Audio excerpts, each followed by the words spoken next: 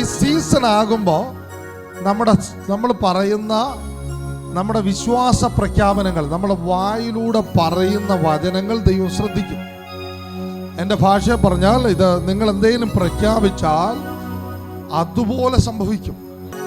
റാഹേലിന് ആ season open ആയപ്പം റാഹേൽ പറയുകയാണ്, യഹോവ എനിക്ക് ഇനി ഒരു മകനെ തരുമെന്ന് പറഞ്ഞ് അവൻ യോസഫ് എന്ന പേര്. യോസഫിനെ കുറിച്ചല്ല പറയുന്നത്, ദൈവം എനിക്ക് ഒരു മകനെ കൂടെ തരും, ഇതാണ് പറഞ്ഞത്. ആ കാലത്ത് ഒത്തിരി കുഞ്ഞുങ്ങളെ ലഭിക്കുന്ന സമയമാണ്. എൻ്റെ ഭാഷ പറഞ്ഞ, റാഹേലെ നിനക്കൊരു അബദ്ധം പറ്റിയിരിക്കുന്നു. കാരണം നീ ഇവിടെ അങ്ങനെ അല്ല പറയേണ്ടത്. ഇതിനു വേണ്ടി അല്ലല്ലോ നീ ഇത്രയും നാൾ കാത്തിരുന്നത്.